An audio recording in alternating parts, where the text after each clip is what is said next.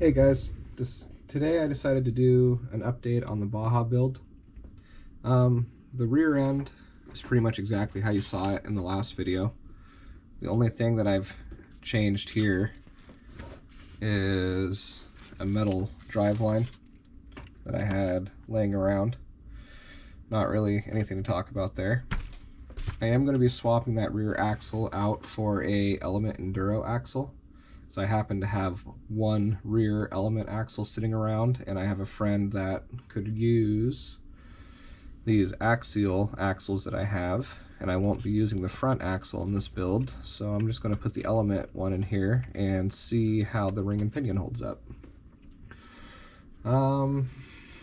So I had fun just doing, dumb stuff here. Put the Copperhead 10 on there, put my receiver on there with the gyro inside the receiver. I know that those aren't the best, but I'll tell you, they work really well for an application like this. It really doesn't need a dedicated gyro. I got the 2-speed hooked up with the endpoint set. Most importantly, what everyone's going to want to see here is I got the front end somewhat put together. This really required a lot of brainstorming, to the point to where I won't say that I gave up, but I was looking for inspiration and help online, and on colts3d.com I found a file. I think I spent like $15 for it, and the file had an all 3D printed setup designed for an SCX10. I don't think anything 3D printed is ever going to be strong enough for what I plan on doing with this truck. I've played around with 3D printing a lot. I have a pretty good idea of its limits and capabilities, and I just don't think it's ever going to be strong enough for a control arm or for a main bracket. That's going to be seeing the kind of stress that I'm going to be seeing on this when I'm jumping and things like that. So I downloaded the file and I used it to just kind of base a lot of what I was doing off of, because the brainstorming was starting to make my head hurt. So I ended up with brazing together my mount that actually goes to my frame here. That really wasn't that hard. It's just 2 pieces of L channel to the side of my frame here. You can see it in between my frame and my shock tower. Then braze together the 2 mounts coming down. And I literally just almost copied the 3D print design, except for I adapted it for this fake TRX4 Injora chassis. So I got all that stuff on there. I 3D printed the arms. I actually 3D printed the whole kit, but the only thing I ended up using was the arms, at least for now. These are in Element Enduro outers on here. I like them a lot because if you use these IFS, independent suspension hubs on here, they give you these awesome metal standoffs for the top of the hub carrier. These are the stock Injora shock towers with Element Enduro 90mm gold body shocks. These are probably the nicest feeling shocks I've ever had. I always have kind of a toss-up between these and the TRX4 shocks, but I think these ones probably feel better.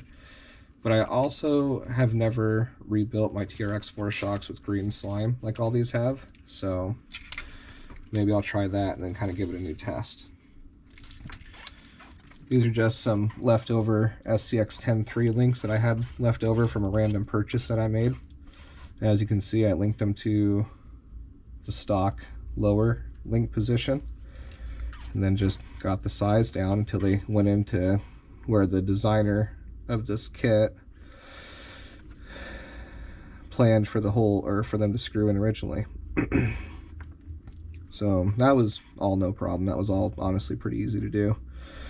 These lower arms are also going to have an all brazed metal variant built to them. I think I'm going to run these and see how long they last. I just really don't think they're going to last very long. We'll see. The big hurdle right now is steering. That's pretty much the last thing I need to do, and that's what part 4 of this video, which will be the last video, will be about, is how I'm going to get the steering done. It's actually been sitting for, I don't know, probably a month now.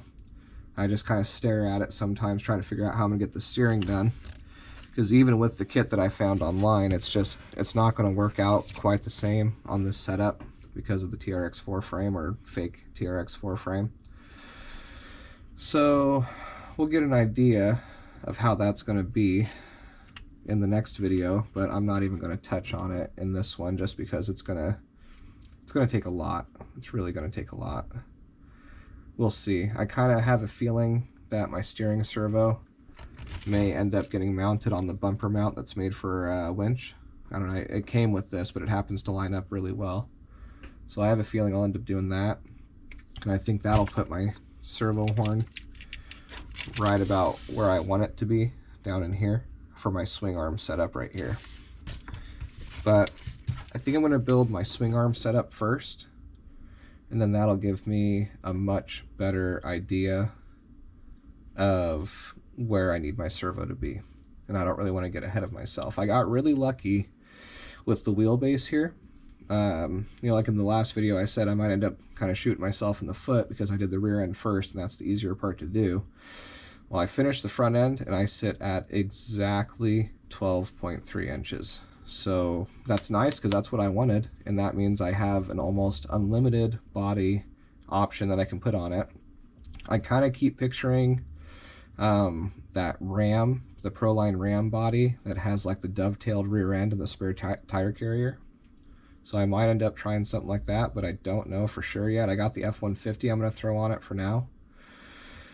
But yeah, we'll see where that goes in the future as we get further along.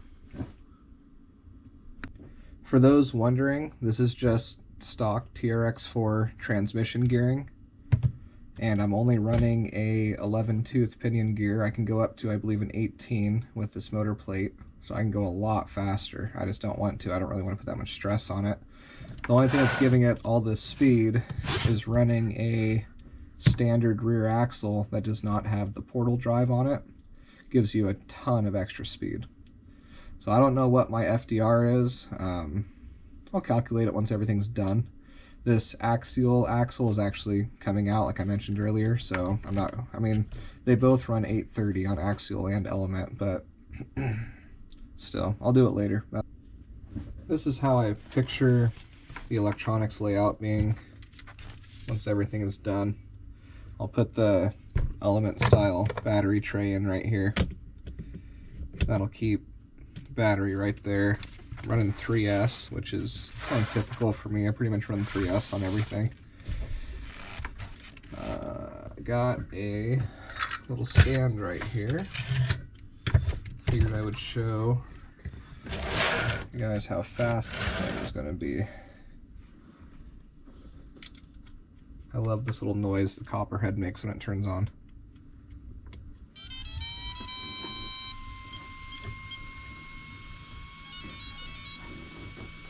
Alright, I believe I'm in low gear right now. Let's see.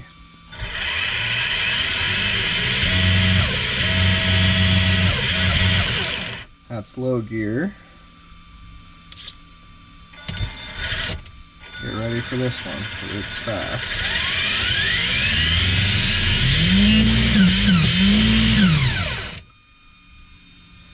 So as you can see, this is going to be quite the little rip roar. Get this here steering done. Hopefully get some video up as quickly as I can with this thing actually roaring around and seeing how these 3D printed arms hold up.